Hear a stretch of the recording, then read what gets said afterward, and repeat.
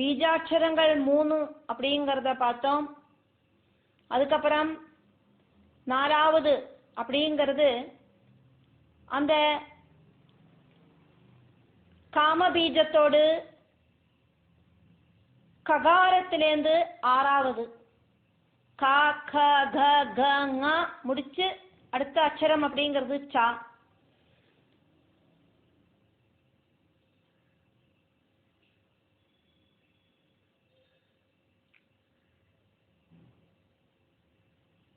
அதாக்கும் இங்க தஸ்மால் ஷஷ்டம் அப்படின்னு சொல்லப்பட்டது. பீஜாட்சரத்துல வாக்பவ பீஜம், சக்தி பீஜம், காம பீஜம் சொன்னோம். அந்த காம பீஜத்தோடு கா அப்படிங்கிற எழுத்துலேருந்து அக்ஷரமாலையில 6வது எழுத்து. அக்ஷரமாலையில க க க க ங 5 எழுத்து முடிச்சு 6வது எழுத்து சா. அடுத்தது வக்ர சமன்னிதம். அந்த சாக்கு ஒரு ஆ அப்படிங்கிற ஒரு சொல்ல அதுல சேர்த்தீண்டு நீட்டி சொல்றது அப்படின்னு அர்த்தம். அப்போ சா அப்படிங்கிற எழுத்து. அதே மாதிரி சூரியஹா அவாம ஸ்ரோத்ர பிந்து சம்யுக்தஹா அப்படின்னு பார்த்தோம். உகாரத்தோடும் பிந்துவோடும் கூடின மும் அப்படிங்கிற எழுத்து.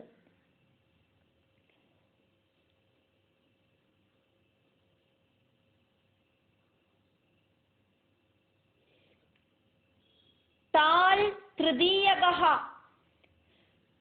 அக்ஷரமாலையில டா ட ட ட ந அப்படிங்கிற அந்த அக்ஷரமாலை இருக்கு. அதுல அந்த டாலேந்து மூணாவது அக்ஷரம் அப்படிங்கிறது டா. அதாக்கும் இங்க டால் திருதீயகா அப்படின்னு சொன்னாக்கா டா அப்படின்னு அர்த்தம். அதுல நாராயணேன சம்மிஸ்ரஹா அதை நீட்டி சொல்லணும் அப்படின்னாக்கும் சொல்லப்படுறது அப்படின்னு சொல்றதாங்க டா அப்படின்னு வருது. அதுக்கப்புறமா யகாரமாக்கும் வருது. ஐ அப்படிங்கிற ஸ்வரத்தோடு கூடின எழுத்து. வாயுஹு ச அதர சம்யுக்தஹா. அதையாக்கும் இங்க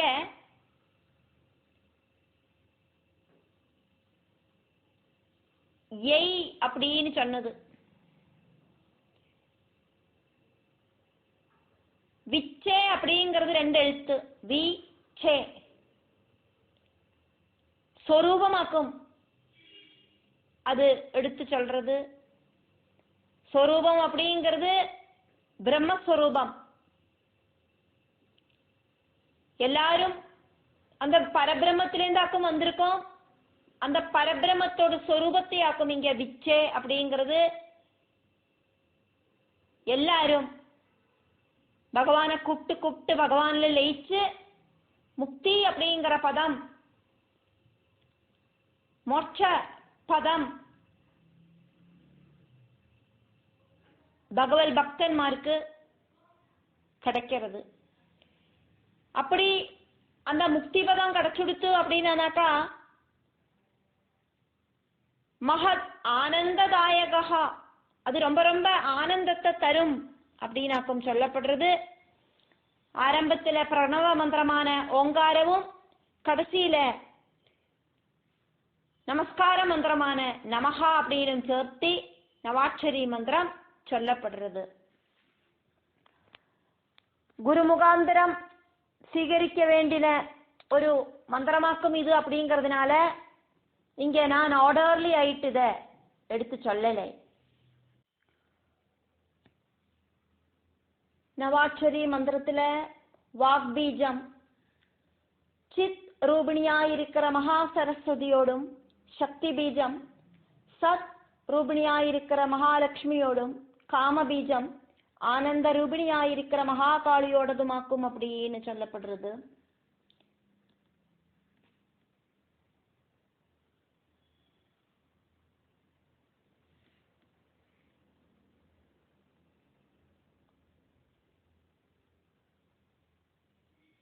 விச்சே அப்படிங்கிற பதத்துல வித் சா இ அப்படின்னு 3 பதங்கள் இருக்கு.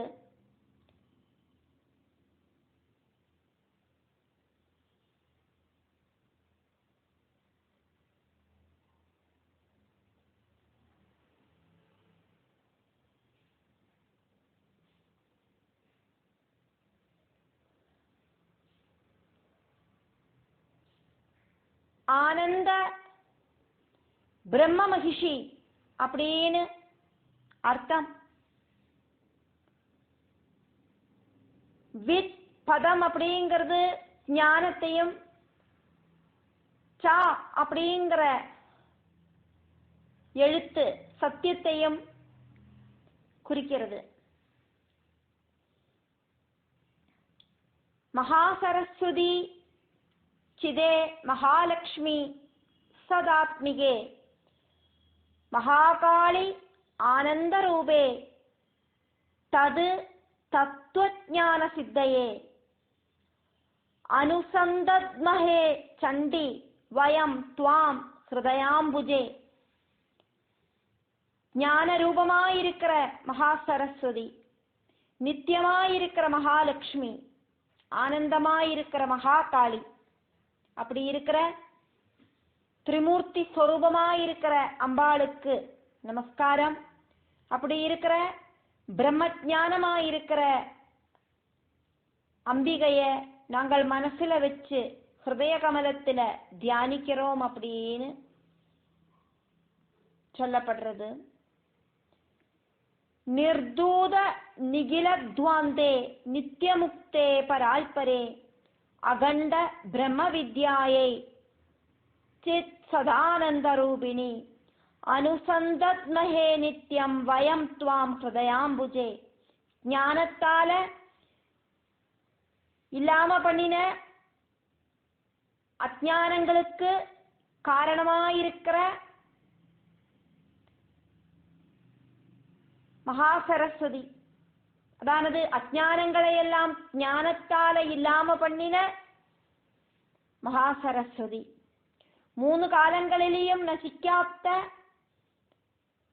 பிரபஞ்சத்தை நிலநாட்டுற மகாலட்சுமி, பிரம்மானந்த ஸ்வரூபிணியாயிருக்கிற மகாகாளி, சித் சத் ஆனந்த ரூபத்தோடு கூடின தேவி, பிரம்ம ஞானத்துக்காயிட்டு நாங்கள் தேவிய நித்தியம் எங்களோட ஹிருதய கமலத்தில வச்சு தியானிக்கிறோம் அப்படின்னு தேவர்கள் எல்லாம் அம்பாள் கிட்ட சொல்றா. அம்பாளை துதிச்சு நமஸ்காரம் பண்றா.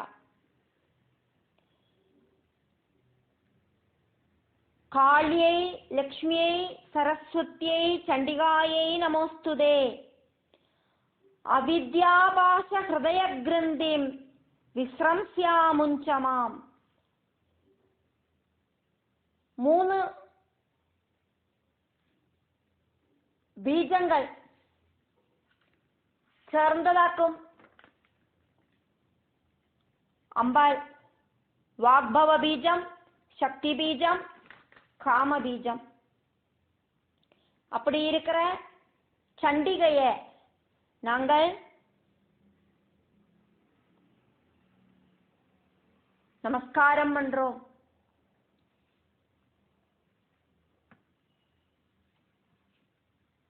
வியஷ்டி ரூபிணிகளாயிருக்கிற மகாகாளிக்கும் மகாலட்சுமிக்கும் மகா சரஸ்வதிக்கும் சமஷ்டி ரூபிணியாயிருக்கிற சண்டிகைக்கும் எங்களோடு நமஸ்காரம் அப்படின்னு தேவர்கள் ஸ்துதிக்கிறா நவாட்சரி மந்திரம் வழியா. அம்பிகையே பந்தன காரணமாயிருக்கிற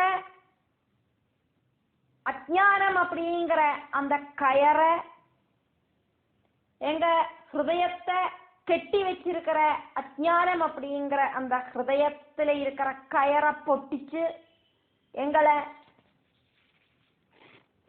இந்த சம்சார பந்தத்திலேந்து, சம்சார பந்தனத்திலேந்து, சம்சார கடலிலேந்து மோஜிப்பிக்கணுமே அப்படின்னு தேவர்தகள் அம்பாளை பிரார்த்திக்கிறா.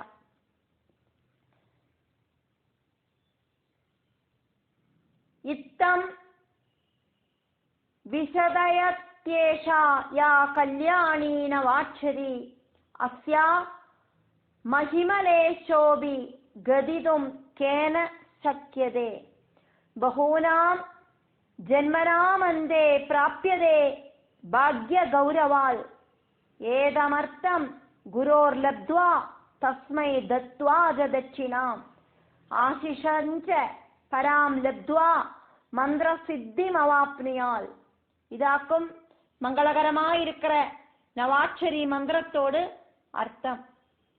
இந்த மந்திர மகாத்மியம் வார்த்தைகளுக்கு அப்பாற்பட்டது. அநேக ஜென்மம் ஈஸ்வர பஜனம் செஞ்சவாளுக்கு ரொம்ப ரொம்ப மகாபாகியத்தால மட்டுமே கிடைக்கக்கூடியதாக்கும் இந்த மந்திரம். நவாட்சரி மந்திரம் விதிப்படி குருட்டேந்து உபதேசம் வாங்கி குரு தட்சிணையும் சமர்ப்பிச்சு குருவோடு ஆசீர்வாதப்படி ஜபிச்சானா பலசித்தி உண்டாகும் அப்படின்னாக்கும் இங்க எடுத்து சொல்லப்படுறது. நவாட்சரி மந்திரம் உபதேசம் கிடைக்காதவாளுக்கும் தேவி மகாத்மியம் பாராயணம் பண்ணலாம் அப்படிங்கிறதையும் இதன் வழியா எடுத்து சொல்லப்படுறது. தேவி மகாத்மிய பாராயண கிரமம் அப்படிங்கிறது துர்கா சப்தஸ்லோகி, சங்கல்பம், சாபோத்தார மந்திரம், உத்கீலன மந்திரம், கவச ஸ்தோத்திரம், அர்கலா ஸ்தோத்திரம், கீலக ஸ்தோத்திரம், தாந்திரிகம், ராத்திரி சுக்தம், நவாட்சரி மகாமந்திரம் இப்படிங்கிற ஸ்டெப்புகளாக்கும் சொல்லப்படுறது. இதுல நவாட்சரி மந்திரம் உபதேசம் സ്വീകരിച്ചിട്ട് ഗുരുമുഖാന്തരமான உபதேசத்தை സ്വീകരിച്ചിട്ട് சொல்லக்கூடிய மந்திரமாக்கும். அதனால நவாட்சரி மந்திரத்தை தவிர்த்துட்டும் சொல்லலாம். கவஜம், அர்கலம், கீலகம் குரு உபதேசிச்சு வர நவாட்சரி மந்திரம் குரு எத்தனை உருவாக்கும் ஜபிக்க சொல்றாரோ அந்த அளவுக்கு ஜபிக்கணும். அதுக்கப்புறமா ராத்திரி சூக்தம் ஜபிக்கணும் அப்படின்னு எல்லாமாக்கும் சொல்லப்படுறது. ராத்திரி சூக்தம் 3 டைப்பிலியாக்கும் உள்ளது. வைதிக ராத்திரி சூக்தங்கள் ரிக்வேத ராத்திரி சூக்தமும் அதர்வவேத ராத்திரி சூக்தமும் வைதிக ராத்திரி சூக்தங்களாக்கும்.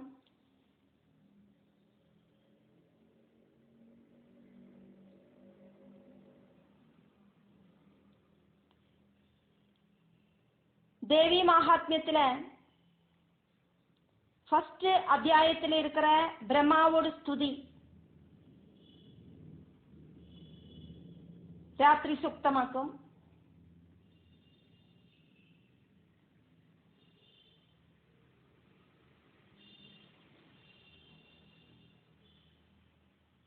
ராத்திரி தேவி அப்படிங்கிறதுனால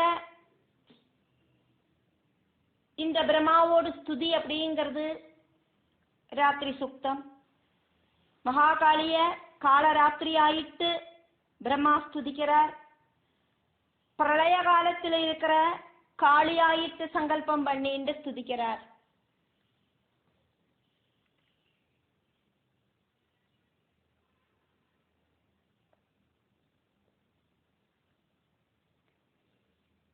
கவஜம், அர்கலம், கீலகம் தேவி மகாத்மியத்தில் இருக்கிற பிரம்மஸ்துதியா இருக்கிற ராத்திரி சுக்தம். இதை ஜபிச்சுட்டு அதானது தேவி மகாத்மியத்தில் இருக்கிற ராத்திரி சுக்தம் பிரம்மாவோடது அப்படிங்கிறது தாந்திரிக ராத்திரி சுக்தமாக்கும். வைதிக ராத்திரி சூக்தத்துக்கு வேதஞானம் அப்படிங்கிறது மஸ்ட். அதனால ஸ்வர ராகங்களோடு கூடின சூக்தமாக்கும் அது. அதனால வேத மந்திரங்கள் குரு உபதேசப்படி ஸ்வீகரிச்சுண்டு சொல்லறவாளுக்கு மட்டும்தான் அதை சொல்லறதுக்கு சாதிக்கும். அதனால தேவி மகாத்மியத்துல இருக்கிற பிரம்மஸ்துதியா இருக்கிற தாந்திரிக ராத்திரி சுக்தம் ஜபிச்சுட்டு தேவி மகாத்மியம் 13 அத்தியாயங்கள் பாராயணம் செய்யணும் அப்படின்னாக்கும் சொல்லப்படுறது. அதுக்கப்புறமா தேவி சுக்தம் ஜபிக்கணும்.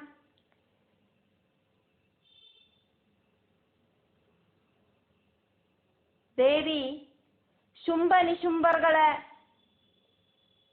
நிகிரகிச்சதுல சந்தோஷம் அடைஞ்ச தேவர்கள் தேவிய ஸ்துதிக்கிறா. அப்படியும் ஒரு தேவி சுக்தம் இருக்கு. பிரம்மா தேவிய ஸ்துதிக்கிறதும் தேவர்கள் தேவிய ஸ்துதிக்கிறதுமாக 2 தேவி சுக்தங்கள் தேவி மகாத்மியத்துல இருக்கு. தேவி சுக்தம் மட்டும் பாராயணம் செய்யலாம். 5வது அத்தியாயத்துல தேவர்களோட ஸ்துதி அப்படிங்கிறது தேவி சுக்தமாக்கும். வசிஷ்டபுத்திரன் சக்தி, சக்தியோடு புத்திரி ஆம்ரிணி, ஆம்ரிணி ஸ்வயம் தேவியாக்கும் அப்படின்னு சங்கல்பிச்சு தன்னைத்தானே ஸ்துதிக்கிறார். தேவி சுக்தம் அப்படின்னும் ஆம்ரிணி சுக்தம் அப்படின்னும் இதுக்கு பேர் இருக்கு. ரிக்வேதத்தில் இருக்கிறதாக்கும் இந்த சுக்தம். இப்படி 2 டைப்ல சுக்தங்கள் இருக்கு. ஏதாவது ஒரு சுக்தத்தை சொல்லிட்டு நவாட்சரி மந்திரம் உபதேசமாயிட்டு சீகரிச்சவா மட்டும் எത്ര உருவாக்கும் குரு சொல்லியிருக்காரோ அதன்படி ஜபிச்சிட்டு பிராதானிக ரகசியம், வைகிருதிக ரகசியம், மூர்த்தி ரகசியம் இப்படி இருக்கிற ரகசியங்கள் சேர்ந்த ரகசியத்ரயம் சொல்லணும் அப்படின்னு சொல்லப்படுறது. அதுக்கப்புறமா சமஸ்த அபராத க்ஷமை சொல்லணும். எல்லா தெற்று குற்றங்களும் பொறுக்கணுமே அப்படின்னு தேவிட்ட நம்மளை சரண்டர் பண்ணிக்கணும். இப்படி ஒரு பாராயண கிரமம் அப்படிங்கிறதையாக்க நம்ம இப்போ பார்த்தோம். இப்போ ஸ்டார்டிங்ல சொல்லறத ஒரு சிலதெல்லாம் புரியவே வராது. இருந்தா கூட இந்த தேவி மகாத்மியம் முடியறதுக்குள்ள எல்லா டவுட்டுகளும் கிளியர் ஆயிடும் அப்படிங்கிறது நம்பிக்கை. டெய்லி ஒரு சேர ஒட்டுக்க சொல்ல முடியலை அப்படின்னாக்கா ஒரே நாள்ல 3 டைம் ஆயிட்டு வச்சுட்டு முடிக்கலாம். காலையில சாயந்தரம் அப்படின்னு டைமை ஃபிக்ஸ் பண்ணிட்டு 3 டைம் ஆயிட்டு உட்காந்துட்டு ஜெபிக்கலாம் அப்படின்னு அர்த்தம். கவஜம், அர்கலம், கீலகம், நவாட்சரி மந்திர உபதேசம் இருந்தா மட்டும் நவாட்சரி மந்திரம், ராத்திரி சுக்தம், ஃபர்ஸ்ட் அத்தியாயம் அப்படின்னு முதல் டைம். ஒரு நாள்லயாக்குமே 3 ஆயிட்டு பிரிக்கிறோம். அப்போ ஃபர்ஸ்ட் மார்னிங்ல ஜபிக்கிறத ஃபர்ஸ்ட் டைம்ல என்ன ஜபிக்கணும் அப்படிங்கறதையாக்கும் பார்த்தோம். கவஜம், அர்கலம், கீலகம், நவாட்சரி மந்திரம் உபதேசம் இருந்தா மட்டும் நவாட்சரி மந்திரம், அப்படி உபதேசம் இல்லைன்னா அந்த நவாட்சரி மந்திரத்தை தவிர்த்துட்டு பிரம்மாவோட ஸ்துதியான அந்த ராத்திரி சுக்தம் அதையும் ஜெபிச்சிட்டு மறுபடியும் முதல் அத்தியாயம், அந்த முதல் அத்தியாயம் ஜெபிக்கிறதையும் இந்த பிரம்மாவோடு அந்த சுக்தத்தை ஜெபிக்கணும் அப்படின்னாக்கும் சொன்னது. அப்படி 3 வேளையில ஒரே நாள்ல ஜெபிக்கிறது என்னோட சிஸ்டத்தை சொல்லிட்டு இருக்கோம். ஃபர்ஸ்ட் வேளை இதை ஜெபிச்சுட்டு நிப்பாட்டிட்டு அப்புறம் மறுபடியும் உட்காருறோமே, அப்போ 2வது டைம் ஆயிட்டு அதே நாள்ல ஜெபிக்கிறத ரெண்டாவது டைம்ல 2, 3, 4 சாப்டர்ஸ் ஜபிக்கணும். அதுக்கப்புறம் மூணாவது டைம் ஆயிட்டு ஒரே நாள்ல உட்காரோமே, அப்போ 5, 6, 7, 8, 9, 10, 11, 12, 13 சாப்டர்ஸ் ஜபிச்சுட்டு தேவி சூக்தம் ஜபிக்கணும். அதுக்கப்புறம் குரு உபதேசம் இருந்தா மட்டுமே நவாட்சரி மந்திரத்தை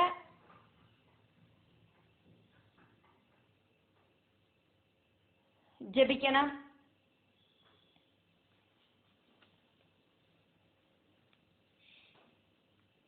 அதுக்கப்புறமா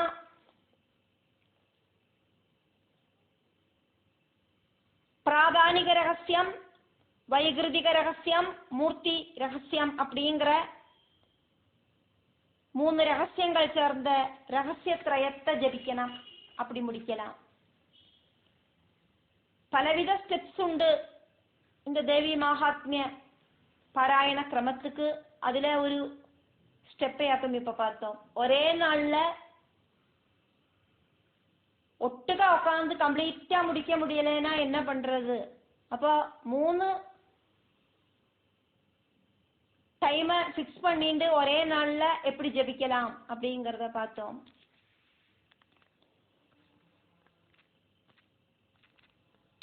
ரெண்டாவது ஸ்டெப்பு அப்படிங்கிறது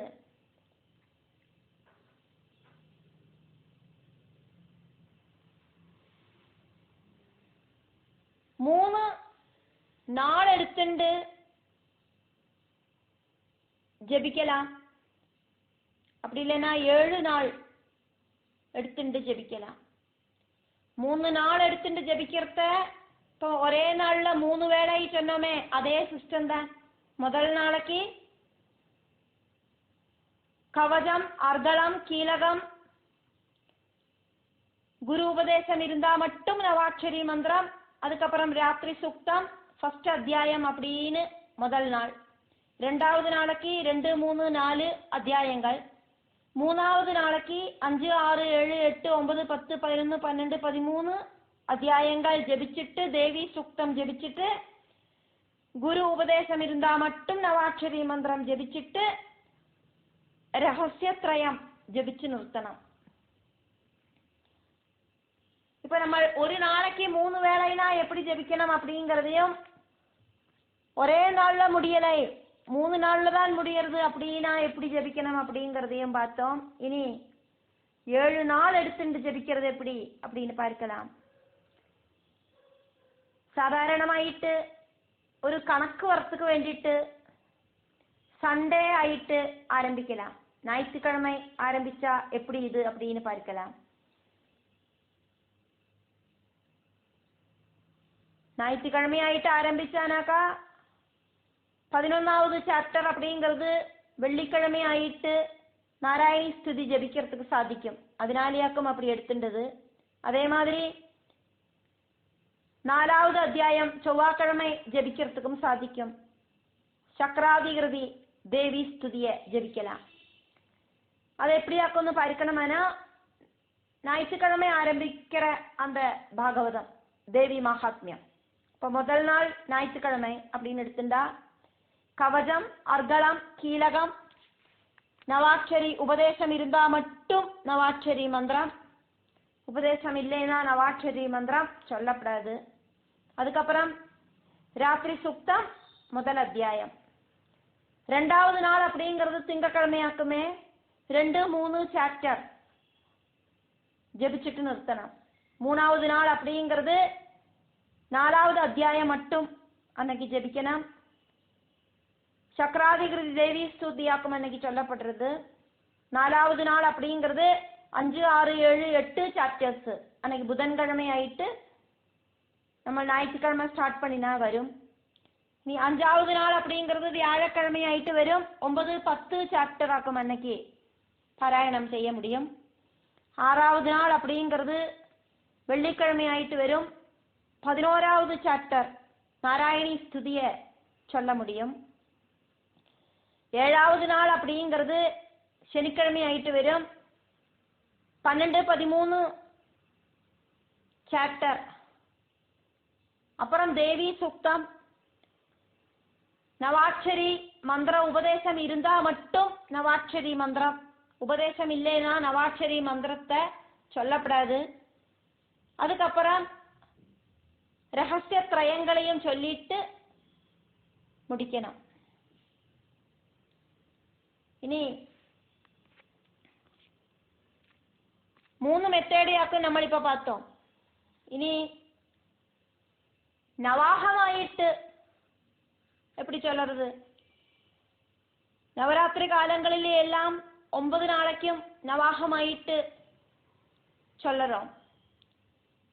முதல் நாளைக்கு கவசம், அர்கலம், கீலகம் உபதேசம் இருந்தா மட்டும் நவாட்சரி மந்திரம், ராத்திரி சுக்தம் ஃபர்ஸ்ட் சாப்டர். ரெண்டாவது நாளைக்கு 2, 3, 4 அத்தியாயங்கள், மூணாவது நாளைக்கு 5, 6 அத்தியாயங்கள், நாலாவது நாளைக்கு 7வது அத்தியாயம், அஞ்சாவது நாளைக்கு 8வது அத்தியாயம், ஆறாவது நாளைக்கு 9, 10 அத்தியாயம், ஏழாவது நாளைக்கு 11வது அத்தியாயம், எட்டாவது நாளைக்கு 12வது அத்தியாயம், 9வது நாளைக்கு 13வது அத்தியாயம் தேவி சுக்தம். உபதேசம் இருந்தா மட்டும், குரு உபதேசம் இருந்தா மட்டும் நவாட்சரி மந்திரம். அதுக்கப்புறம் ரகசிய திரயங்கள். இப்படி மெத்தேடுகளை பார்த்தோம். ஒரே நாள்ல 3 வேளை எப்படின்னு பார்த்தோம். 3 நாள் எடுத்துட்டு பண்ணுறது எப்படின்னு பார்த்தோம். 7 நாள் எடுத்துட்டு எப்படியாக்கும் தேவி மகாத்மிய பாராயணம் பண்றது அப்படிங்கிறத பார்த்தோம். அதே மாதிரி நவாகமாயிட்டு 9 நாள் எடுத்துட்டு பண்றது எப்படின்னு பார்த்தோம்.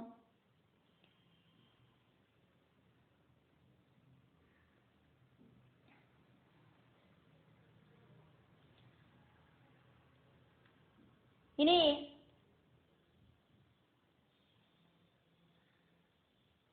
நவாட்சரி மந்திர ஜபம் பண்ணினதுக்கு அப்புறம் குரு உபதேசம் இருந்தா மட்டும்தான் நவாட்சரி மந்திரம் அப்படின்னு மறுபடியும் ரிப்பீட் பண்றது என்ன அப்படின்னா அந்த அளவுக்கு பவர்ஃபுல்லாக்கும் நவாட்சரி மந்திரம்.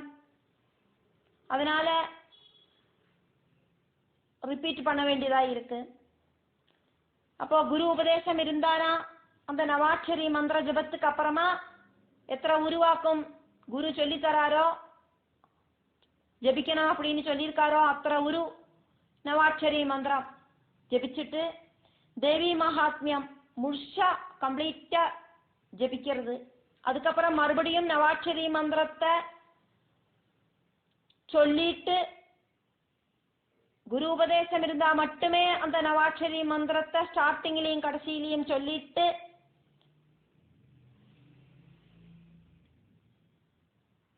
நிப்பாட்டலாம்.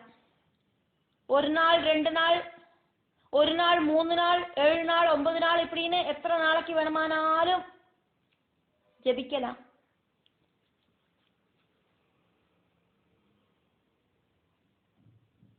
கம்ப்ளீட் ஆயிட்டும் இப்படி ஜபிக்கலாம்.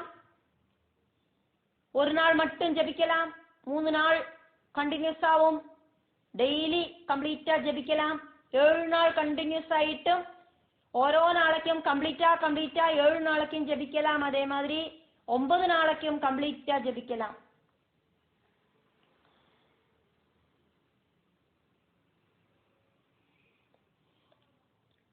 ഗൃഹസ്ഥാശ്രമികളാക്കും നവാക്ഷരി മന്ത്രത്തോട് കൂടിയിട്ട് പാരായണം പண்றது.